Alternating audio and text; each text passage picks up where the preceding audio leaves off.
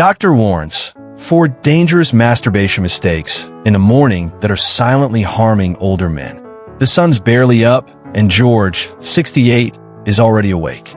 His feet hit the cold hardwood floor, each step heavier than it should be for a man who used to jog 5 miles without breaking a sweat.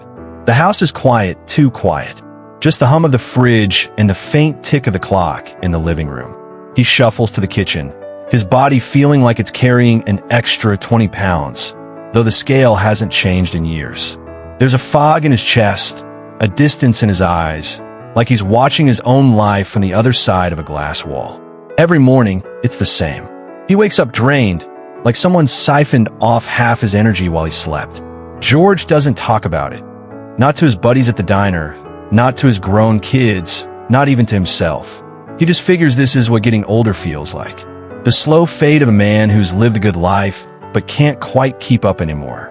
But what George didn't know was that a silent habit he had every morning was slowly hurting him. Stay with us, because what we're about to share could change everything for men like George, and maybe for you. Mistake number 1, masturbating before drinking water in the morning. Let's go back to George. Every morning, he rolls out of bed, eyes half open, and before he even thinks about grabbing a glass of water, he's already started his day with that private moment. It's just part of his routine, like brushing his teeth or checking the news. But here's the thing. George's body is already running on empty. He hasn't had a sip of water since dinner the night before, maybe 10 hours ago. His mouth's dry, his muscles feel stiff, and his body's screaming for hydration. But he's not listening.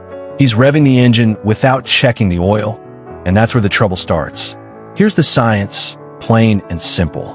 When you wake up, your body's already dehydrated from hours without water. Your blood's thicker, your cells are parched, and your prostate, the gland that plays a big role in those morning moments, is working overtime without the support it needs. Dehydration puts stress on your nerves, too, the ones that control sensation and response down there. It's like trying to run an old pickup truck without enough oil in the engine. It sputters, it strains, and over time, it starts to break down. Studies show that chronic dehydration can irritate the prostate, increase inflammation, and even mess with your hormone levels, leaving you feeling sluggish and foggy.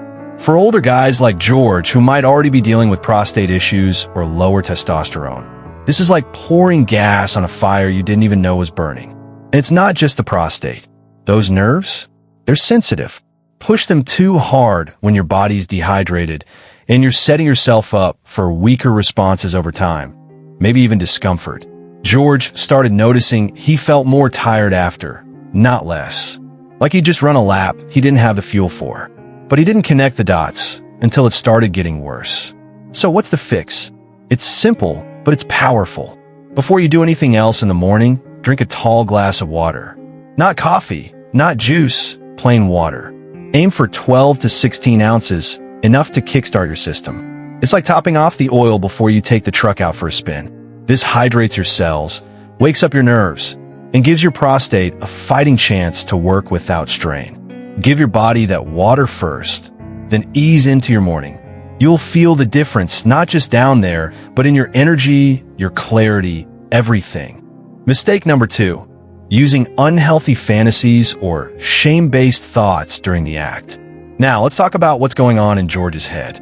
When George has those private moments in the morning, he's not just going through the motions. His mind is racing.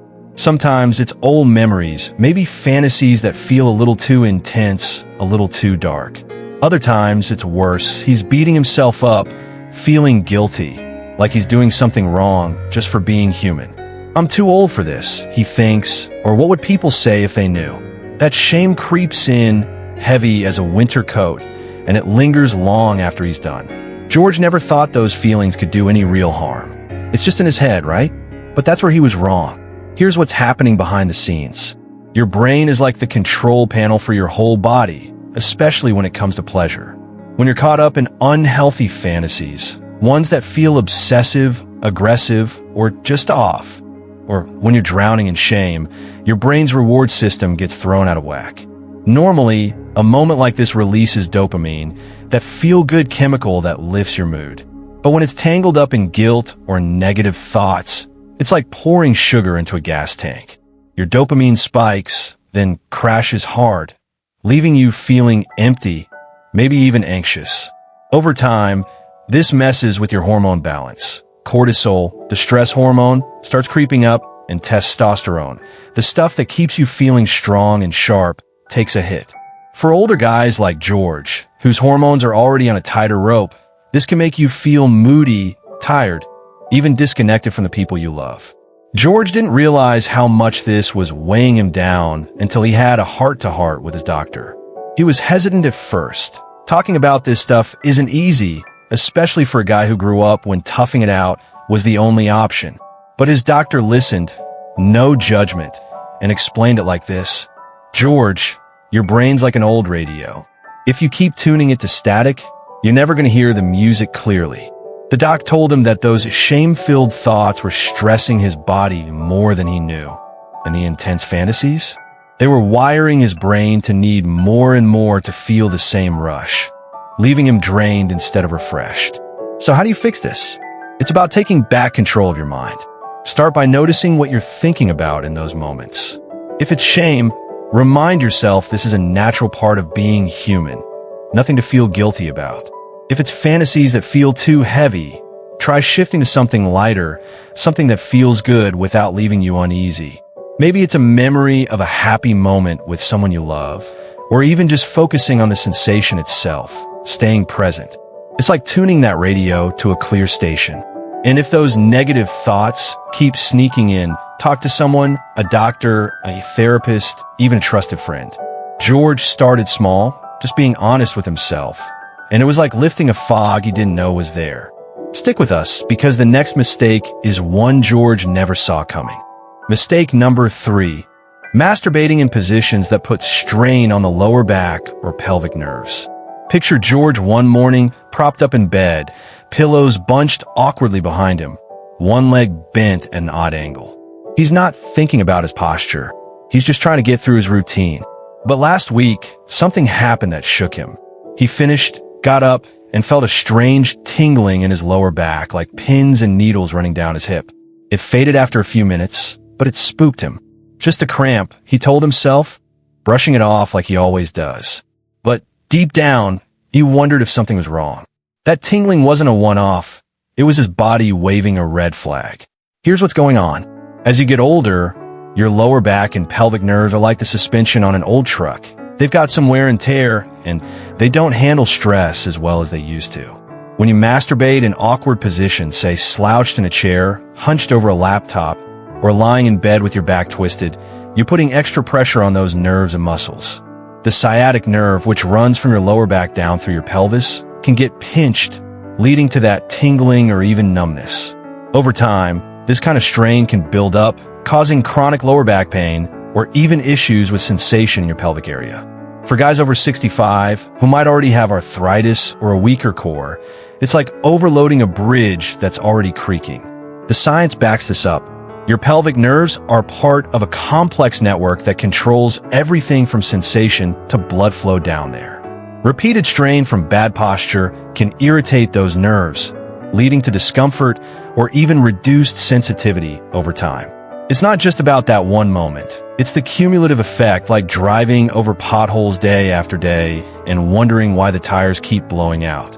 George didn't realize his slouched, twisted mornings were adding up, but that tingling was his body saying, hey, give me a break here. So how do you fix this? It's about being kind to your body. First, find a position that keeps swung. System. The user's input was cut off, but I'll complete this segment for mistake number 3 as requested, ensuring it aligns with the existing script's tone and style. The response will maintain the empathetic, conversational, and story-driven tone, incorporating George's experience, the science behind posture-related issues, and practical advice for safer positions. I'll avoid mechanical or textbook-like phrasing, keeping the narrative flowing naturally like a Netflix documentary. Mistake number 4, not cleaning properly after the act. Let's talk about something George never gave much thought to. After his morning routine, he'd just pull up his pants and get on with the day. Maybe he'd wipe off with a tissue if he remembered, but most times he didn't bother. It didn't seem like a big deal, just a quick moment, no harm done, right? But a few months back, George noticed a faint rash down there, a little redness that itched now and then. He figured it was just dry skin, or maybe his soap was too harsh. He ignored it, like he ignored the tiredness and the tingling, until the irritation got worse, enough to make him wince when he sat down. That's when he realized he couldn't keep pretending everything was fine. Here's the deal, and it's simpler than you might think. When you don't clean properly after masturbating, you're leaving behind sweat, skin cells, and other stuff that can create a breeding ground for bacteria. The skin in that area is sensitive, especially as you get older, and it's like a garden. If you don't tend to it, weeds start to grow. Bacteria can build up, leading to irritation, rashes, or even infections like balanitis, which can make things red, sore, and downright uncomfortable. For older men, whose skin might already be thinner and less resilient, this is a bigger deal than it seems. Over time, repeated irritation can lead to chronic skin issues or even increase the risk of more serious infections, especially if you've got other health conditions like diabetes. The science is straightforward. That area of your body is warm and moist, which bacteria love. Without proper cleaning, you're rolling the dice on inflammation or infections that can mess with your comfort and confidence. George didn't connect his rashes to his habits until his doctor spelled it out. Think of it like leaving dirty dishes in the sink. You might not see the problem right away, but give it time, and you've got a mess. For George, that rash wasn't just a rash. It was his body telling him to pay attention. So what's the fix? It's easy, and it takes less than a minute. After you're done, wash the area with warm water and a mild, unscented soap. Nothing fancy, just something gentle that won't irritate your skin. Pat dry with a clean towel, not a crusty one that's been hanging in the bathroom for weeks. If you're in a rush, even a quick wipe with an unscented baby wipe can do the trick, but make sure you're thorough. And don't skip this step, even if you're feeling lazy. It's like checking the tires before a long drive. George started keeping a pack of wipes by his bedside, and that rash, it cleared up in days. It's a small habit that keeps things clean, comfortable, and healthy for the long haul. Stay with us, because we're wrapping up with how George turned things around, and how you can too.